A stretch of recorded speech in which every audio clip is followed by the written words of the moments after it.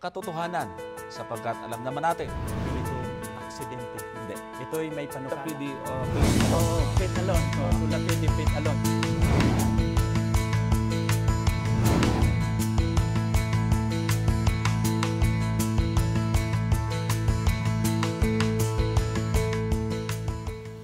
muli isang pagbati ang nais naming ipaabot sa inyong lahat, mga ginigiliw ng mga taga-subaybay, sa mga nanonood sa mga oras na ito, maging bago o dati ng taga-panood natin. Kami po ay umaasa na sasamahan nyo kami sa loob ng isang oras. Ako po nga inyong kaibigan, Brother Johnson Amican, dito sa programang Katotohanan Season 3. At kasama pa rin po natin ang ating partner dito. Walang iba kundi si Brother John Lumingkit. Brother John? Pinabati namin ang aming mga viewers ngayon na nanonood sa telebisyon at kami nagpapasalamat na inyong sinubaybayan ang mula unang pagbukas ng tatak at nandito na tayo sa pangpitong pagbubukas ng tatak ng Panginoon. Aming pinapasalamatan ang inyong pagtangkilik at panunood sa programa na napakaganda at ina-assure namin sa inyo na itong katapusang programa sa 7 tatak, Brother Johnson, ay masisiyahan sila at matutulungan kayo na mahanda ang inyong sarili sa pagdating ng Panginoon. At katulad po ng binanggit namin kasama si Brother John, ay pinag-uusapan po natin dito yung 7 tatak sa aklat ng Apokalipsis. Ang ating pong serye na ito ay pinamagatang Si Kristo sa aklat ng Apokalipsis, sapagkat marami ang hindi alam na ang sentro ng buong aklat na ito ay ang ating Panginoon o ang ating Diyos na pinaglilingkuran at ang kanyang pagliligtas at ang kanyang dakilang pag-ibig sa atin. At iniisa-isa nga po natin ang 7 tatak na ito. Natapos na tayo sa una, pangalawa, pangatlo, pang-apat, pang-lima at pang-anim. Doon sa pang-anim ay nangako tayo, Brother John, na ating babalikan yung dulo sapagkat hindi natin na ibigay lahat ng detalye. Kaya bali, idudugtong natin itong pang-anim, tapos diretso tayo doon sa mga kasunod pang tanata na binabanggit dito sa aklat ng Apokalipsis. Hanggang sa matapos po natin yung 7 tatak. Ngayon ay nagtapos po tayo doon sa paglitaw ng tunay na samahan. After po ng tinatawag po nating madilim na kapanahunan, yung itim na kabayo, tapos nagkaroon ng maputlang kabayo, yan, halos totally almost dead na yung church. Kaya ang simbolo na ipinakita kay Juan ay maputlang kabayo. At ang karugtong po nito ay yung pong mga tao o kaluluwa, ang termino ginamit dito, na nasa ilalim ng altar na sinusunog kung saan ang kanilang dugo ay humihingi ng katarungan. At napag-aralan po natin doon kung saan ay ang mensahe nito ay sa kahilitan ng mga paghihirap na kanilang dinanas ay binigyan sila ng Panginoon ng balabal o ng gantimpala bilang ganti sa kanilang mga paghihirap. At nakita din po natin, mga kapatid at mga kaibigan, na doon sa punto na yon ay nagpasimula na yung apakan na katuwiran o katotohanan ay muling umusbong. Pinag-usapan ho natin, mga kapatid, yung paglitaw after ng Dark Ages ay lumitaw yung iba't ibang mga denomination. Nandyan yung ang tinatawag po natin mga Waldensians sa pangunan ni Peter Waldo, na sila yung naglabas nung na-preserve nilang Biblia. At sinundan po ito nila Wycliffe, nila Hus, Martin Luther, o kung sino-sino pa, na nagtuturo ng manakanakang katotohanan. Hanggang sa dumating tayo dun sa punto na isa ring preacher, si Martin Luther, ang nagturo ng Second Coming. Then, doon sa Second Coming ay kanyang maingat na pinag-aralan ito na akala niya ay darating ang Panginoon noong 1844 bilang katuparan ng Daniel 8:14 or 8:14 ng Daniel. So, nagkamali siya sa lugar, pero tama ang kanyang computation. At doon sa samahan yon ay lumitaw yung samahan na hindi lang pa isa-isang katotohanan, kundi marami. Halos na-discover nila ang lahat ng katotohanan at kung saan ay naniniwala tayo na yun ang bayan ng Diyos. At dito po kaanib ang Seventh-day Adventist. At yung panahon na yon ay panahon na ng part na ito, Brother John, ng judgment na tinatawag. Yung first part of judgment na tinatawag natin pre-advent judgment. So kung makikita po ninyo dito sa ika-6 na tatak mga giliyon natin mga subaybay, meron pang mga detalye na nais naming ibigay bago dumating tayo doon sa ika-7. Medyo halos isang episode ito, Brother John. Ngayon, ano yung natira mong detalye na may ibibigay o kaalaman, information sa ating mga taga-subaybay bilang part noong ika-6 na tatak? Pagtitingnan natin ang paglitaw sa Millie Rights Movement, ang tawag noon. Yun sa ika-6 na tatak. At nasa prophecy din yun, Brother Johnson. Pagtitingnan natin yung Apocalypse Gis, no? Walang ibang denomination na akma at tugma nang nagkakaroon ng disappointment ang kanilang paghuhula patungkol sa second coming of Christ. Pagkatapos sa disappointment, sinasabihan sila ng Panginoon na thou must prophesy again. Yan po ang katuparan sapagkat nais ng Panginoon na habang i-restore niya, Brother Johnson, isa-isa ang katotohanan sa pamamagitan ng mga reformador na kanyang ginagamit, na binabalik unti-unti ang katotohanan. At sa huling iglesia na gagamitin ng Panginoon na magiging sigaw, huling sigaw, huling babala, no? Sapagkat mayroon pang malaking persecution na haharapin ang bayan ng Panginoon. At sa sunod nating topic, may kinalaman ito, Brother Johnson. No?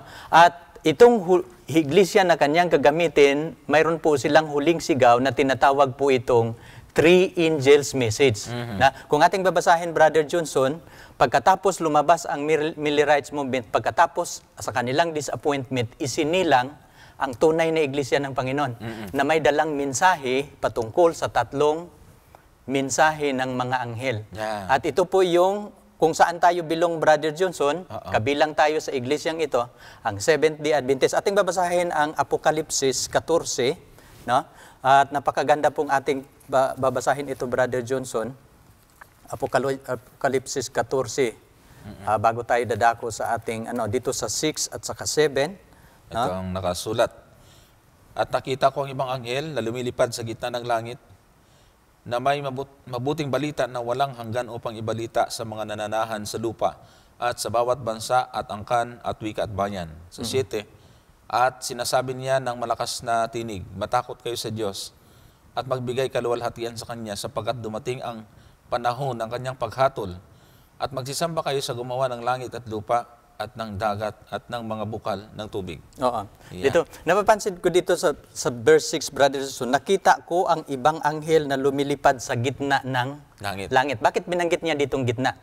Kasi ang anghel, ang sigaw na ito, itong mensahe, kasi ang dito, angelos, Brother Johnson sa Greek, mensahero. Ang mga messenger nasa gitna ng langit. Pag papansinin ninyo yung nagbigay ng mensahe, nasa gitna ng langit, ibig sabihin, nasa sentro siya ng mundo, bilang pulpito.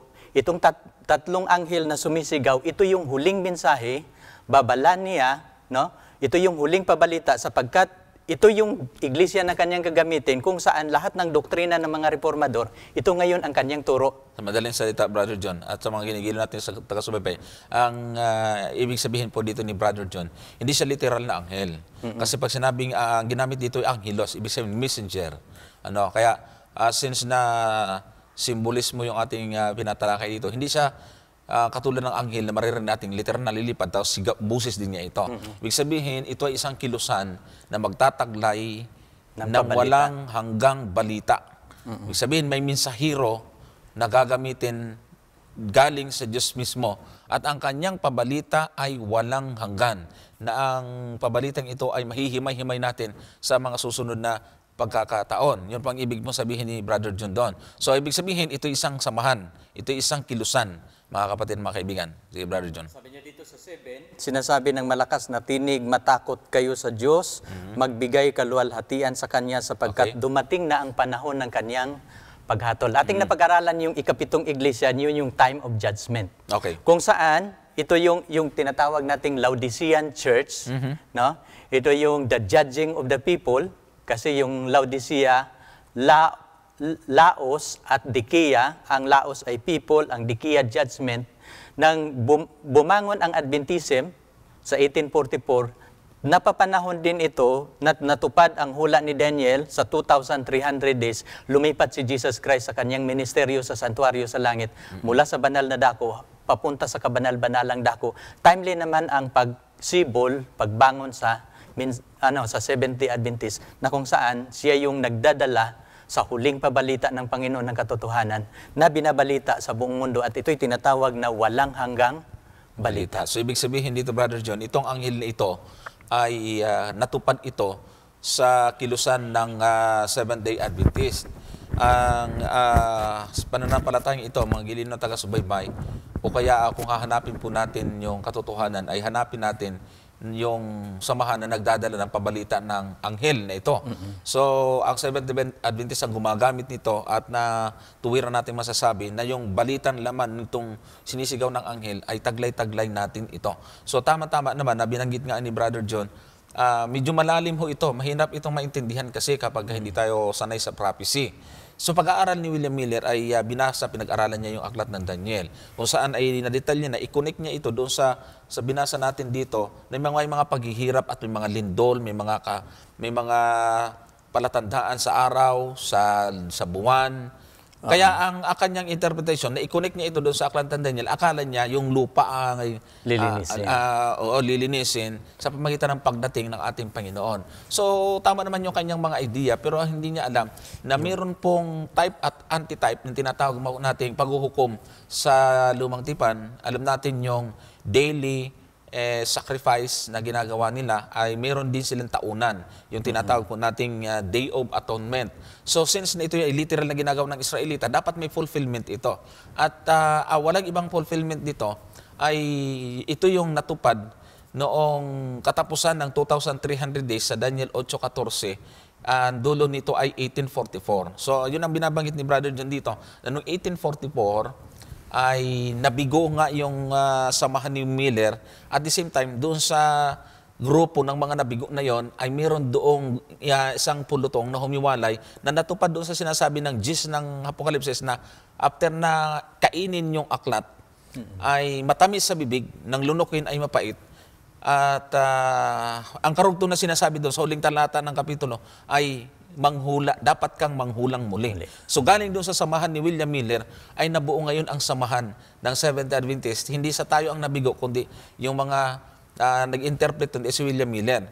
At doon ngayon, tamang-tama naman yung dulo ng 2,300 days ay yun naman yung 1844, na ibig sabihin doon lumitaw ngayon ang kilusan na may taglay-taglay ng walang hanggang balita na katulad nung dala nitong anghel. Kaya sinasabi natin ay symbolical yung anghel na ito, na natupad ito sa isa tunay na bayan ng Diyos or nalabing iglesia, Brother John. So, siguro ay malinaw na sa kanila yon.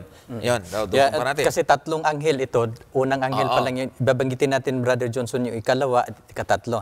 Sabi niya dito sa verse 9, at ang ibang anghel, ang ibang pangalawang anghel sa 8, na sumunod na nagsasabi, naguho na ang dakilang Babilonya, na siyang nagpapainom sa lahat ng mga bansa sa alak ng kagalitan ng kanyang pakikiapid. So ang iglesyang ito, pangalawa niyang i-restore niya ang katotohanan, then ipagpatuloy niya ang protesta, Brother Johnson, laban sa patutot na babae. Ikatatlo, at isisigaw niya dito yung pagbagsak nito. Ibig sabihin ay nahayag ang kanyang kamalian. Babagsak na siya. Sa 9, inaaral yon. Ang ibig sabihin, ang katuparan po nito, mga kapatid, mga kaibigan, ang kilusan nito, yung nagdadalang walang hanggang balita, kasama sa kanyang aral ang pagbubulgar sa mga huwad na aral ng spiritual na Babylonia.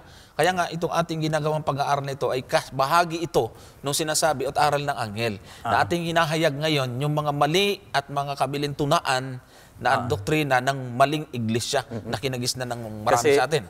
Ang mission ng iglesia, Brother Johnson, i-restore ang katotohanan, hindi lang, kundi iligtas din ang sanlibutan. Tama. Kaya nga ito yung pabalita na nagbibigay babala sa kaligtasan sa buong mundo. Dito tayo sa ikatatlo, sa 9, at ang ibang anghel ang pangatlo, na sumunod sa kanila na nagsasabi sa malakas na tinig, kung ang sinumang sumamba sa hayop at sa kanyang larawan at tumanggap ng tanda ng kanilang noo at sa kamay, iinom din naman ng alak ng kagalitan ng Diyos, na nahandang walang halo sa inuman ng kanyang kagalitan, at siya'y pahihirapan ng apoy at asupre sa harapan ng mga banal na anghel at sa harapan ng kordero. Ayan. Kaya dito nagtatapos, Brother Johnson. Oo, yan yun. Ibig po sabihin natin, kapag binigyan natin ito ng mas detalyado, ay napakalinaw. Wala tayong takot at wala tayong pag-alinlangan, Brother John. Kung ating hihimayin itong babalita ng anghel na ito, walang hanggang balita. Ito'y dapat marinig ito ng mga tao. At walang ibang nagtuturo nito kundi Seventh-day Adventist, Brother John. Kaya nga, yung mga tinatalakay nating topic, part ito, Brother Johnson, no, sa mensahe na ating dala. Yan. Bilang ating gawain, Oo. bilang mensahero ng Panginoon. Okay, so ngayon, kung mapapansin po ninyo, yung ika-anim na tatak, ay nandoon na yung mga palatandaan na pagka nangyari ito, ay ang kasunod na mangyayari, ayun na yung pagdating ng ating Panginoon. Pero bago yon ay mayroong pabalita na mahalaga na dapat nating maalaman. Sapagkat hindi papayagan ng Panginoon ang kanyang bayan na ito ay hindi maging handa. At ang kanyang mga mananampalataya, kailangan niya itong masilyuhan. Nang ibig sabihin ng silyo, Brother John, ay protection. Bibigyan ng proteksyon na ang kanyang bayan. Pag-aralan natin ngayon, Brother John, yung mga tinatawag na mga tinatakan sa aklat ng Apokalipsis. Ating tutukuyin dito ang kanilang mga katangian. So, hindi natin ipapaliwanag dito at kung sino sila, kundi kung ano ang mga katangian o description na binanggit ng Biblia tungkol sa kanila. Sige, Brother John.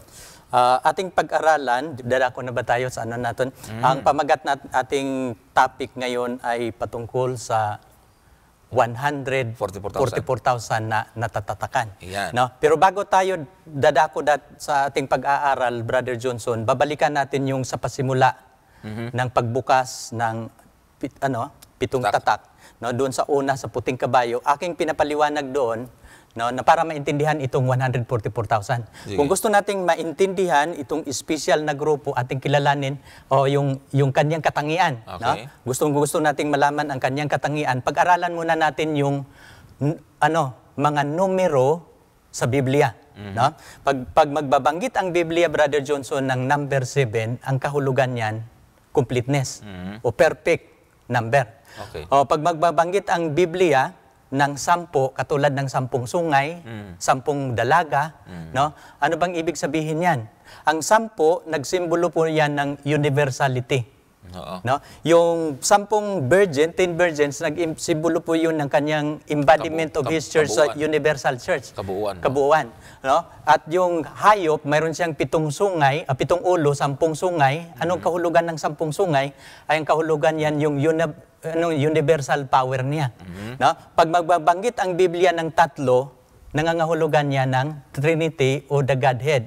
Okay. No? Pag magbabanggit ng 4, kasi sa chapter 7 ng Apokalipsis, binabanggit ito yung 4 na anghel. Kailangan maintindihan natin yan. Ang 4 na anghel, nagsimbolo po yun ng globality. Okay, 4 corners of the earth. 4 corners of the earth. Ang S, South, North, at saka West. West. Now, pagkatapos, at ang number 12, ano po ang kahulugan nito? Ang number 12, Brother Johnson, ang kahulugan nito, church leadership. Pag magbanggit ang Biblia ng 12, leaders po ang binabanggit yan. Okay. No? At kapag pagtitingnan natin ang New Jerusalem, papansinin ninyo, at sa Biblia, Brother Johnson, aking napag-aralan na ang number 12, paboritong number ito ng kanyang kaharian. O pagbabanggitin, titingnan ninyo ang chapter 1, chapter 22 ng Apokalipsis. Pag titingnan ninyo yung Jerusalem, ilang pintuan mayroon ang New Jerusalem? 12. No? Ilan ang mga pangalan na nakasulat doon? 12 din. Na mapapansin ninyo, lahat ng numero sa kaharian ng Diyos, number 12 yan. Okay. Kaya nga ito yung ginagamit natin na key, paano natin i-identify ang grupo sa 144,000. Okay. No? Kaya nga mapapansin ninyo, at itong chapter 7 ng Apokalipsis, ang katuwang nito, kasi ang ating pag-aaral sa 7 tatak, may katuwang doon sa 7 iglesia. No? Ang ating pinag-aralan nung nagdaan nating paksa, Brother Johnson, ang Millerites movement, ang katuwang niya ay ang Philadelphia. Okay. No? Pero itong chapter 7, kasi ang pagbukas sa tatak kasi, Brother Johnson, sa chapter 8. Pero ang ginagawa ng Panginoon, dapat nating maintindihan ito, itong chapter 7, hindi ito kabilang sa ika-6 na tatak. Ang chapter 7, kabilang ito sa Laodicea. Oo. Kung gusto ninyong maintindihan, sino itong natatakan? Saan sila nanggagaling? Ito po'y galing sa Iglesia Laodicea na mayroong payo. Iglesia na walang mabuting ginagawa pero pinapayuhan ng Panginoon sa pamamagitan ng kanyang payo. Nagiging perpekto po sila at sila yung mga taong tinatakan.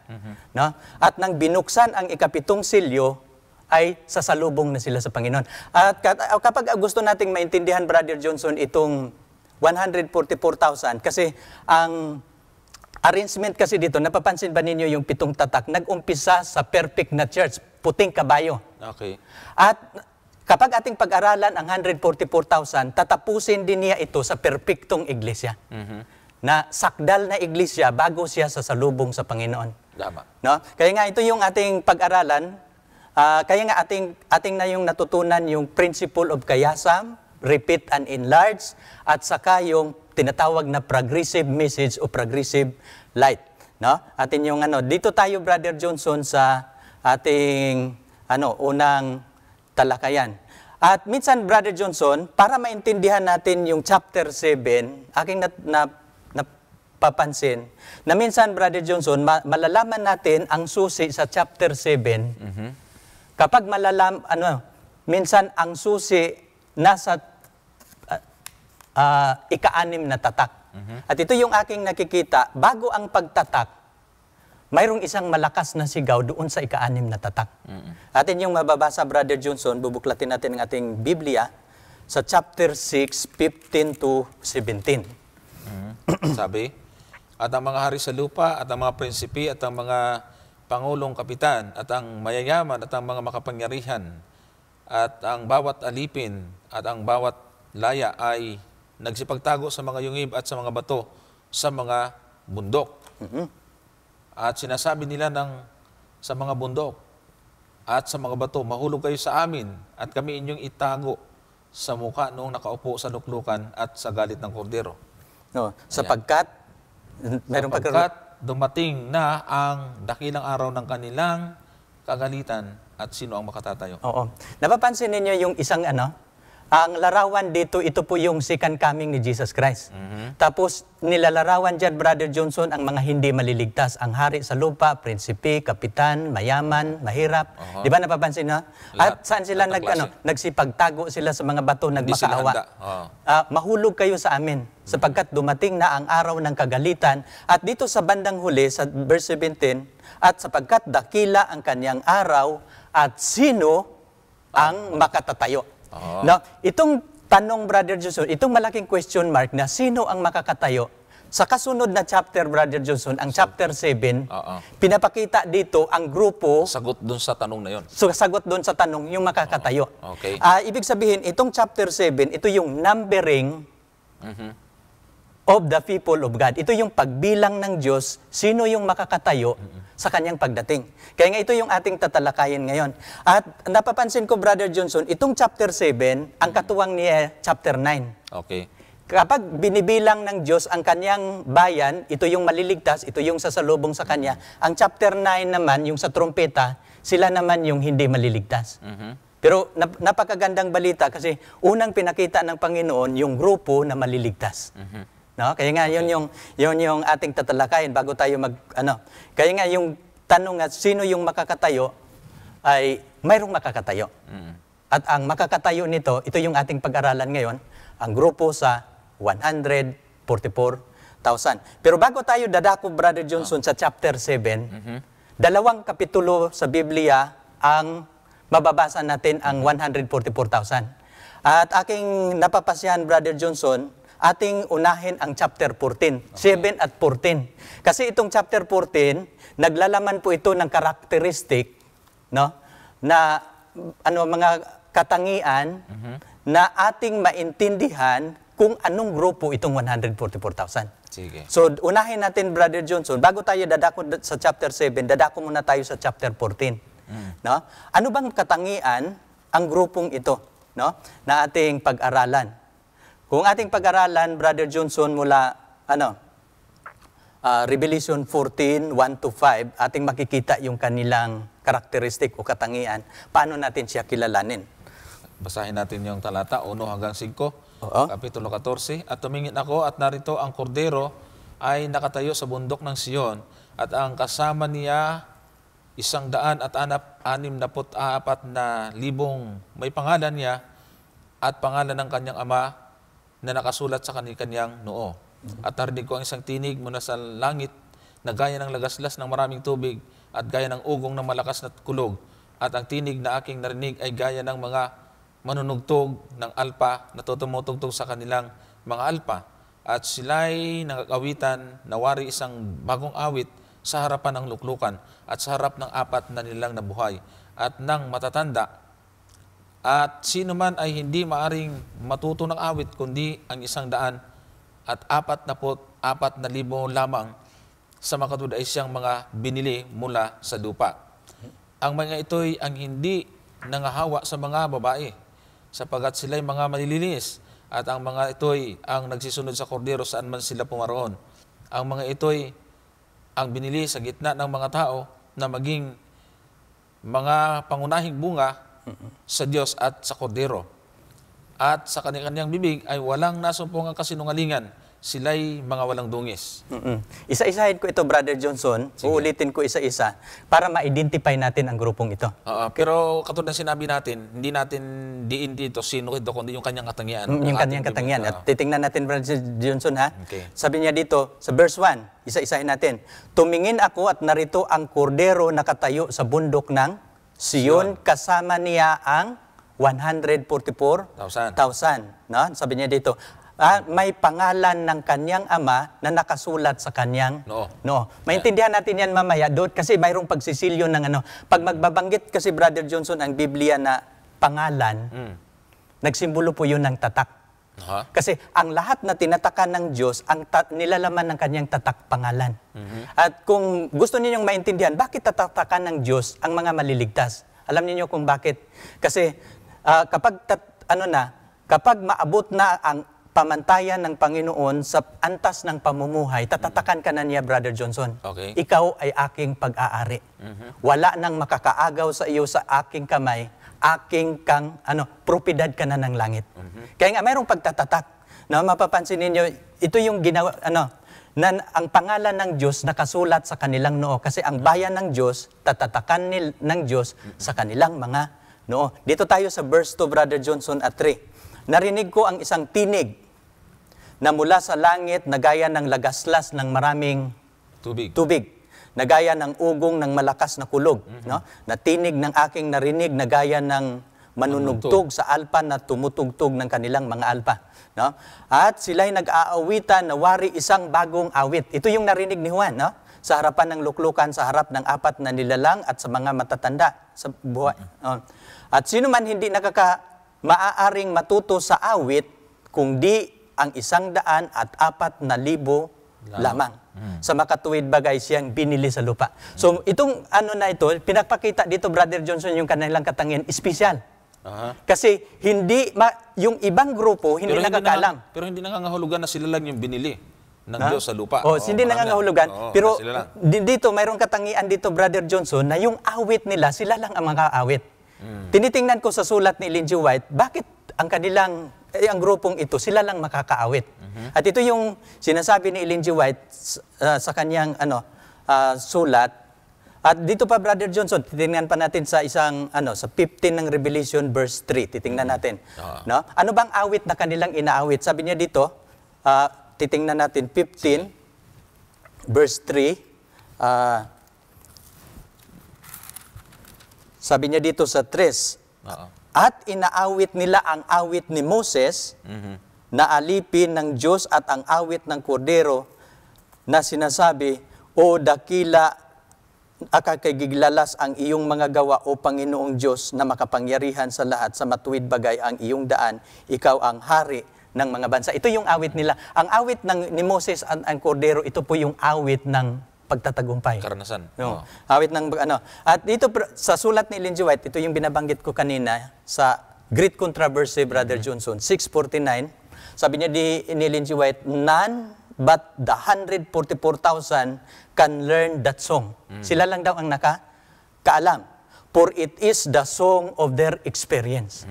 No? Kasi ang 144,000, Brother Johnson, ito yung tatatakan ng Diyos na hindi ito makakaranas ng kamatayan kapag matanggap nila yung tatak, ipipreserba sila ng Panginoon, dadaan sila ng kapighatian, na little time of trouble, great time of trouble, Jacob's trouble, lalampasan nila yan na hindi sila makakaranas ng kamatayan. So, ito yung ano nila, this is the song of their experience. Kaya nga, hindi ito nalalaman ng iba yung kanilang awit. No? An experience such no other company have ever had.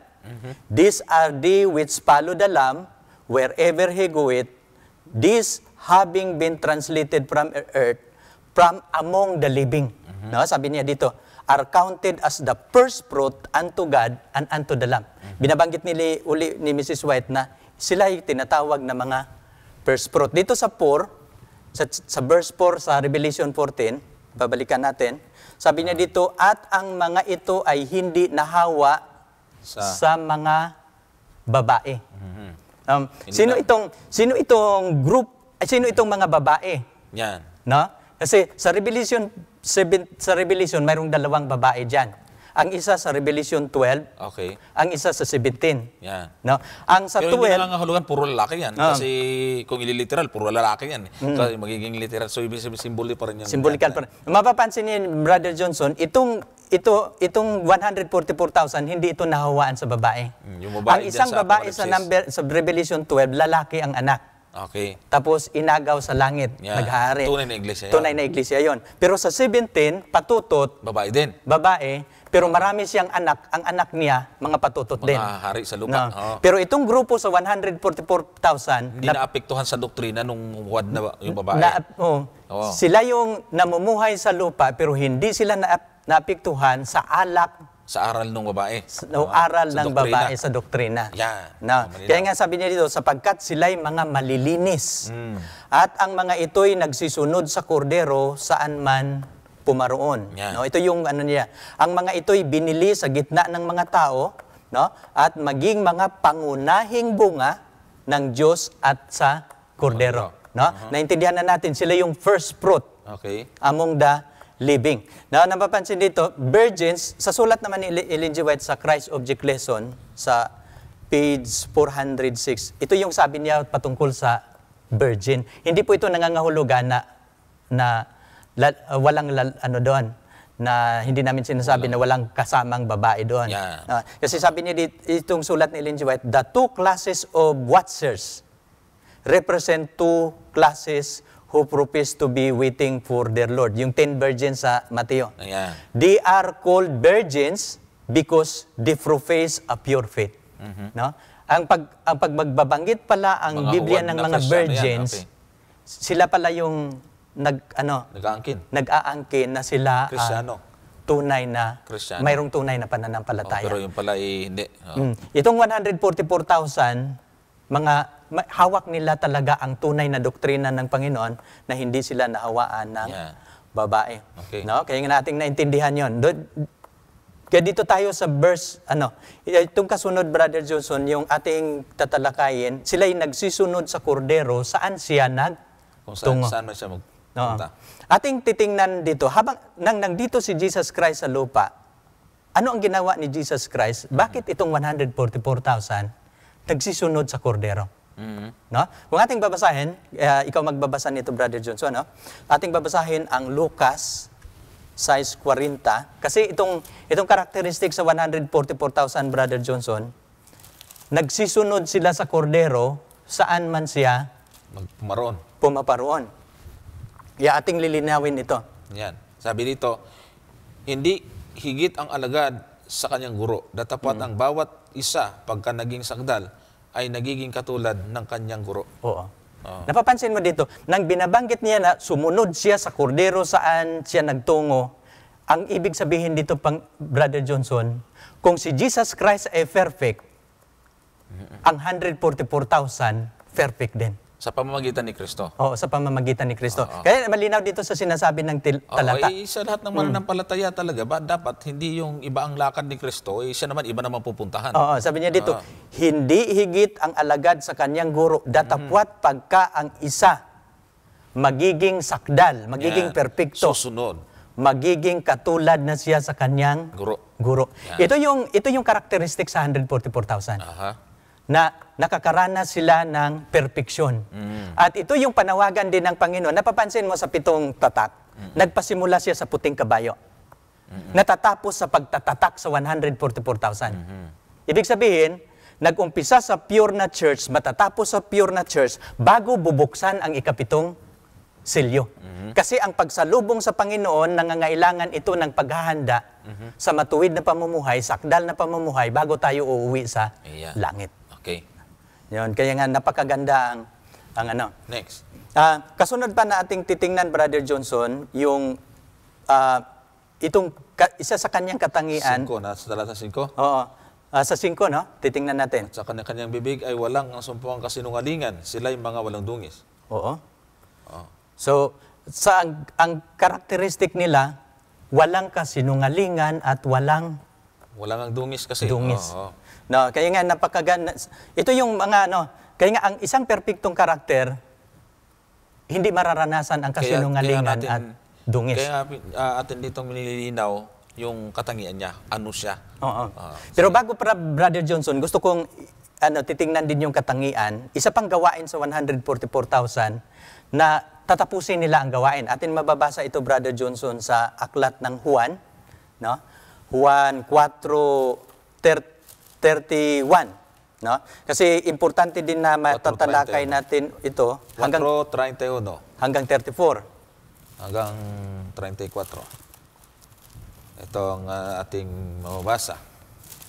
Yan. Sabi po dito, 4:31 hanggang 34. Samantala ay ipinamamanhik sa kanya ng mga alagad na nangagsasabi, Rabbi, kumain ka. At sinabi niya sa kanila, ako'y may kakainin na hindi ninyo nalalaman. Ang mga alagad nga ay nangagsang-usapan, may tao kayang nagdala sa kanya ng pagkain. 34. Sinabi sa kanila ni Jesus, ang pagkain ko ay ang aking gawin, ang kalooban ng sa akin ay nagsugo, at tapusin ang kanyang gawain, ang mga gawa. Ang 144,000, Brother Johnson, bakit sila tinatatakan? Meron silang espesyal na gawain. No? Tatapusin ang gawain. Alam niyo, pinag-aralan ko ang overview sa kalagayan ng ating church as a Seventh-day Adventist. Hindi tayong lahat na Seventh-day Adventist. Pagpapasok ka sa mga viewers natin, hindi namin ibibigay ang assurance kapag kayo'y magiging membro sa Seventh-day Adventist ay 100% ligtas kayo. Mayroon pang pagsubok na mararanasan. At sa apoy ng pagsubok na mararanasan sa iglesyang ito, dadaan ito ng sandilo, ng persecution. At marami sa mga lingkod dito, kaya nga ang 10 virgins, hindi lahat wise. Mayroong tinatawag na mangmang. At sa pagsubok, Brother Johnson, ang mga mangmang lalabas sa iglesyang ito. Ang matitira lang ang mga matatalino. Pero sa pagsubok na kanyang haharapin, ibig sabihin, sila ang papalit na magiging leader sa huling kapanahunan. No? At sila ang magtatapos sa kagawain ng Panginoon. No, napapansin ninyo itong sabi niya, hindi ninyo alam ang aking pagkain, pero mayroon akong pagkain na hindi ninyo nalalaman. Ang pagkain ko ay aking gawin, ang kalooban ng nagsugo sa akin, at tapusin ang kanyang gawain. Ito yung gawain ni Jesus Christ. Ito yung sinundan ng mga alagad. At ito yung ginagawa at yan dapat gawin ng mga gawin ng sasalubong sa Panginoon. Ang 144,000, isa ito, Brother Johnson, sa kanyang katangian. Na sila po'y kasama sa pagbigay ng pabalita, sa pangangaral, na sila po ang mag-involve sa pagtatapos sa gawain ng ating Panginoon. Kaya, dito, Brother Johnson, sa ni Ellen G. White, hindi lang sila buhay na magiging perpekto, hindi lang sa sulat ni Ellen G. White, sabi niya dito, ang silyo ng Diyos, the seal of the living God will be placed upon those only who bear a likeness of Christ in character. Kaya nga, mataas ang pamantayan natin, Brother Johnson, kapag tayo maghihintay sa second coming ng Panginoon. Kaya nga yung sabing tatak ng pangalan ng Diyos ay character ito eh. Yung sa mga maliligtas. Diba? Mayroon silang pangalan ng Diyos sa kanilang noo. Yan. Pero yung tatak ng Diyos sa kanilang noo, Nangangahulugan literal, po ito na, hindi po yung literal, ito po yung Karakter. karakter Yan. ng Panginoon, no? Na naabot nila ang antas ng pamantayan na kung ano ang karakter ng Diyos, nagiging karakter ng kanyang mga alagad, hindi na sila nagkakasala. Ayan. No? Dito tayo, Brother Johnson, sa mayroong 4 na referensya sa Biblia, paano tayo sasalubong sa Panginoon. Babalikan natin yung Sige. tanong, who shall be able to Stand. No? Itong pagdating ng Panginoon na ating mararanasan, patay man tayo o buhay, makikita natin ang Diyos sa Oo. darating na araw. Pero mapapansin nito, paano natin paghandaan itong pagdating ng Panginoon? Yan. Importante yan. Kasi ang chapter 7 ng Apokalipsis, binibilang niya doon ang maliligtas. Pero sino itong makakatayo? Isama din natin ito, Brother Johnson, sa ating pag-aaral sapagkat ito ay mahalaga. Mayroon tayong 4 na referensya sa Old Testament Bible para ating maintindihan kung ano ito, paano tayo makakatayo. At itong tanong na ito, inuulit ito sa Old Testament. Sa Malakyas, Brother Johnson, chapter 3, 2 at saka 3, atin pong maintindihan kung sino ang makakatayo sa harapan ng Panginoon. Kapag siya dumating, paano natin paghandaan ang kanyang pagdating? No? Sa 3, Kapitulo 3, Kapitulo 3, 2 hanggang 3. ngunit sino ang makatatahan sa araw ng kanyang pagparito? At sino ang tatayo? Pagka siya'y nakikita, sapagkat siya'y parang apoy na mangdadalisay at parang sabon ng mga tagapagpaputi. Oo, sa 3. At siya'y mauupong gaya ng mangingintab at mangdadalisay ng pilak at kanyang dadalisayin ang mga anak ni Levi at kanyang pakikinising parang ginto at pilak at sila'y mga gahandog sa Panginoon ng mga handog sa katuwiran. Oo. Kaya nga hindi basta-basta, Brother Johnson, ang pagsalubong natin sa Panginoon. Yan. Mayroong paghahanda na ating gagawin. Sino ang makakatayo? Para Yeah. siyang apoy, para siyang sabon na nagpapaputi. So, Parang ibig sabihin, magdadalisay. kapag siya dumating, hindi basta-basta na ang ating pananampalataya, hindi natin paghandaan. Kailangan magiging karapat-dapat. At ang quality sa paghahanda ay ito din qualities sa grupo ng 144,000, paano sila naghahanda. Dito Yeah. tayo sa pangalawang referensya natin gagamitin, Brother Jesus, 4 lang ito. Oo. Sa Isaiah naman, 33, verse 14. Sabi. Hanggang 16 bala ito, Brother Johnson, no? Sige lang, dito na Isaiah tayo 33. sa Isaiah 33. Ganito yung ating mababasa. 33, talatang 14 hanggang 16. Okay. Ang mga makasalanan sa Sion ay nangatatakot, nanginginig ang mga masasama. Sino sa atin ang tatahan sa mamumugnaw na apoy? Sino sa atin ang tatahan sa walang hanggang ningas? Siyang lumalakad ng matuwid at nagsasalita ng matuwid. Siyang humahamak ng pakinabang sa mga kapighatian na iniuurong ang kanyang mga kamay sa paghawak ng mga suhol na nagtatakip ng kanyang tenga ng pakinig ng tungkol sa dugo at ipinipikit ang kanyang mga mata sa pagtingin sa kasamaan. Siya'y tatahan sa mataas ang kanyang dako. Ang kanyang dakong sanggalang ay ang mga katibayan na malalaking bato. Ang kanyang tinapay ay mabibigay sa kanya. Ang kanyang tubig ay sasagana. Napapansin mo, inuulit yung tanong, di ba? Pero mayroong pamantayan ang Panginoon, paano sila makakatayo? Yeah. Paano sila sasalubong? At binabanggit dito, ang makasalanan sa Sion, mga katatakot. Ibig sabihin, itong sa Sion, bayan ito ng Diyos. Pero mayroong mga makasalanan dyan na hindi makasalubong. Hindi Qualified. Hindi karapat-dapat. Kaya nga, hindi ibig sabihin, magiging membro tayo sa tunay na iglesia, ay sasalubong tayo. Ay, sigurado na. Oo. Kaya ibig sabihin, kailangan mayroong pagdadalisay Sa maranasan. sa naranasan bago tayo sa salubong. Yan. Mayroong paghahanda. Sabi niya, sino ang tatahan sa mamumugnaw na apoy? No? Na walang hanggang ningas. At binabanggit niya dito siyang lumalakad ng matuwid. Yeah. Yan, yun yung malinaw niyang sinasabi. Na hindi tayo tumatanggap ng suhol. No? Tatahan sa mataas na dako. Dito tayo sa ikatatlo, Brother Johnson. Sige. Ang ikatatlo naman na talata sa Old Testament, mababasa natin sa Awit 15. No? 1 hanggang 5. Ito, Brother Johnson, okay lang sa iyo. Oo, pwede yan. Kasi ating lahat ng talata, mayroon talagang standard ang Panginoon. Paano May tayo pinagkuhanan. tatahan sa tahanan ng Panginoon? Ang ating paglilingkod, hindi lang ito basta-basta. Mayroong paglilinis sa ating karakter na magiging genuine ang ating paglilingkod. Yan. Sabi rito, mga awit sa Kapitulo 15, 1 hanggang 5. Sabi, Panginoon, sinong makapanunuluyan sa iyong tabernakulo?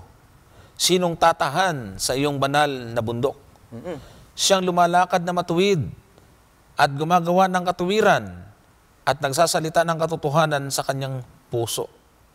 Siyang hindi naninirang puri ng kanyang dila, ni gumagawa man ng kasamaan sa kanyang kaibigan, ni dumudusta man sa kanyang kapwa. Sa 4, na sa mga mata niya ay nasisiphayo ang masama, kundi siyang nagbibigay puri sa mga natatakot sa Panginoon. Siyang sumusumpa sa kaniyang sariling ikasasama at hindi nagbabago. Sa talatang 5, siyang hindi naglalabas ng kanyang salapi sa patubo, ni kumukuha man ng suhol laban sa walang sala. Siyang gumagawa ng mga bagay na ito ay hindi makikilos kailanman. Napapansin mo dito, importante pala ang mabubuting gawa, no? Sa isang mananampalataya. Kasi yun ang nagsisilbing kapintasan o dungis. Sa isang kaya nga dapat pinapuputi ang kanyang suot. Hindi namamantsahan. At ang mantsa, itong mga kasalanan na nagagawa ng individual, Brother John. Kaya nga kayong nanonood, nakikita ninyo sa screen ang talata na aming binabasa. Pwede ninyong i-review. Mapapansin ninyo, ito yung mga qualification paano tayo sasalubong sa Panginoon. At ang hindi natin tinuturo dito, Brother John, na kaya natin itong maatin sa ating sarili. Kundi ang magiging ganun lamang ang bawat isa sa atin sa pamagitan ng dugo ng ating Panginoon. Kaya napakaganda nitong mga binabahagi natin kasi ito ay nagpapakita sa atin kung paano natin dapat iingatan ang ating mga sarili. Marami kasing mga pananampalataya, pabanjing-banjing lang, pakuya-kuya-koy na parang hindi nila pinapahalagahan yung sinasabi pong pagiging Kristiyano sa kanilang buhay. Sige, tuloy natin. Dito tayo sa panghuli, Brother Johnson, sa awit uli, 24, mga verses 3 to 6. No? Dito. Yan. So, 3 hanggang 6 ng awit, Kapitulo 24. Sinong aahon sa bundok ng Panginoon? At sinong tatayo sa kanyang dakong banal? Siyang may malinis na mga kamay at may dalisay na puso na hindi nagmataas ang kanyang kaluluwa sa walang kabuluhan at hindi sumumpa na may kabuluanan. Sa 5, tutuloy pa natin. Hanggang 6 ito. Siya'y tatanggap ng pagpapala sa Panginoon at ng katuwiran sa Diyos ng kanyang kaligtasan. Sa 6, ito ang lahi ng mga nagsisihanap sa Kanya, na nagsisihanap ng iyong mukha sa makatuwid bagay, Jacob. Ito ang bayan na babalikan ng Panginoon. Kaya Jacob yan binanggit kasi nagtatagumpay. Yung ibig sabihin kasi ng Jacob ay nagtagumpay. Kaya mapapansin ninyo, ating nakikita, di ba, sa chapter 6, o sa 6, sino ang makatatayo? Yan. Kaya sa Old Testament, hindi din ito bago. Sa Old Testament, maraming 4 na referensya ang ating ginagamit, sino ang makakatayo. Ito yung mga qualities, na karakter na ating gagawin. At ito yung qualities kung bakit nasisilyuhan ang 144,000. Ito yung kanilang pang-ugali. Ang mata nila, Brother Johnson, ang bibig nila, ang tainga, na sanctified sa Panginoon, na sila naglilingkod. Kaya may maputi silang, may dalisay silang damit, karakter. Pinalinis ito, pinaputi ng ating Panginoon. Kaya napakaganda. Anong sabi ni Jesus Christ sa Mateo 5:8? No? Sabi ni Jesus Christ sa English, Brother Johnson, sabi dito, "Blessed are the pure in heart, for they shall see God." Kaya nga sabi kanina, sino yung makakatayo? Yung may malinis na puso. puso. Sapagkat makikita nila ang Diyos. Ang ganda. Kaya ito yun. Kasi itong 7 tatak, Brother Johnson, nag-umpisa sa puting kabayo, matatapos ito sa perpektong iglesia. Okay. Tapos bago bubuksan ng Diyos ang ikapito, upang may katahimikan na sa langit, babalik na ang Panginoon. No? Ang ganda ng mga talata, Brother John, na kasi napakagandang mensahe ito sa bawat mananampalataya na dapat ay binibigyan natin ng kulay ang ating pagiging Kristiyano. Biro mo, napakaganda na nakukuha natin itong mga talatang ito. Mula sa Old Testament ay binabanggit na kung ano ang dapat maging karakter ng kanyang mga lingkod. So mabuti nilang naulit dito sa Apokalipsis sa paglalarawan ng 144,000 para naiintindihan natin ang ating buhay bilang mga mananampalataya. Kaya sabi ng Panginoon, magpakabanal kayo, no? Kung ako banal, kayo naman magiging banal. Tama. No? Kasi ang kaligtasan kasi, Brother Johnson, it is about restoration. Tama. Kung tayo nahulog sa kasalanan, iaahon tayo ng Panginoon sa kasalanan, ibabalik niya ang dati nating dati nating likas No, na matuwid, nilika naman na banal, di ba? Nilika naman kasi ng Diyos ang unang tao na kanyang nilika na walang kapintasan. Sa kudal. So yun ang tinatawag nating total restoration. Kasi lahat ng mga bagay i-restore ng Panginoon. Kasama doon, siyempre, yung karakter ng tao. Ang ganda. Ibabalik niya sa dati. Siguro ay panghuling pananalita, Brother John, kung mayroon ka pang gustong sabihin yan. Baka naman mayroon tayong part 2 nito. Pero wala na tayo. Mauubos naman yung ating oras kasi sa dami ng mga gandang mayroong punto. sulat dito si Apostol Pablo sa Hebreo, Brother Johnson. Hebreo 12, verse 14. 12. Gusto ko din bibigyan ito ng diin. Sabi rito, Hebreo 12:14. Bago tayo magtapos, ito lang siguro huling talata. Sundin ninyo ang kapayapaan sa lahat ng mga tao at ang pagpapakabanal na kung wala ito'y sino man ay di makakakita sa Panginoon. Mabigat dito. Kaya nga mapapansin ninyo, sundin ninyo ang kapayapaan. Mamumuhay tayong payapa sa kabila ng magulong sanlibutan. At ang pagpakabanal. Na kung wala ito, sino man ay hindi makakakita sa Panginoon. Gusto kong panghuli, Brother Johnson, yung sinasabi ni Ellen G. White. Sa Education, page 18 ng kanyang aklat na education. Sabi nito, kapag tayo daw maghihintay sa Panginoon, ito yung dapat nating gawin. Higher than the highest human thought can reach is God's ideal for His children. Godliness, godlikeness is the goal to be reached. Wow.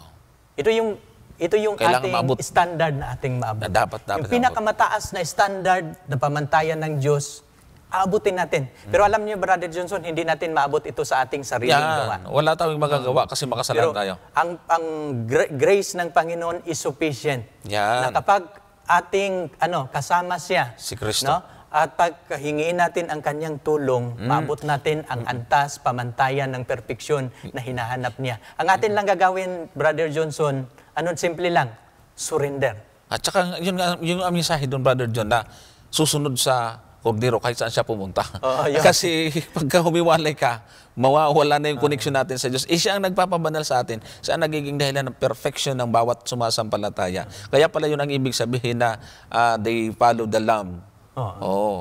Kahit saan sila pumunta. Sa pamumuhay, sa gawa.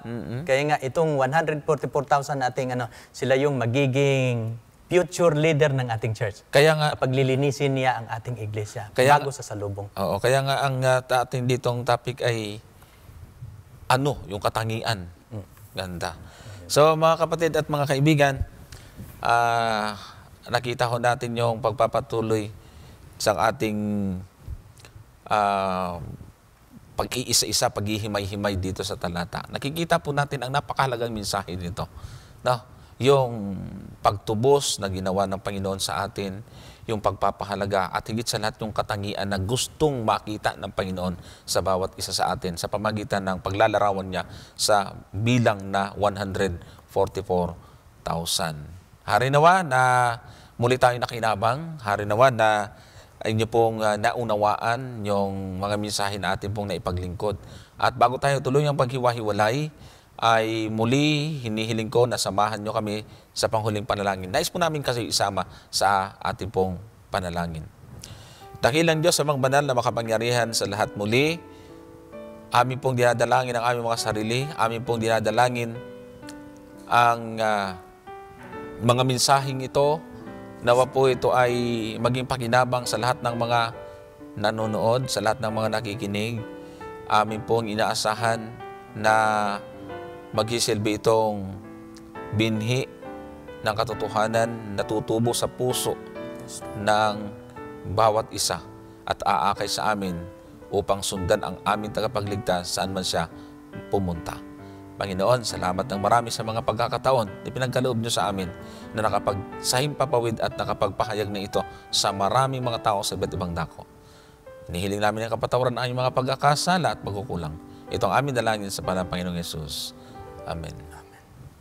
Muli, kami ay umaasa at naayayahan na patuloy kami subaybayan dito sa programang Katotohanan kasama si Brother John Lumingkit.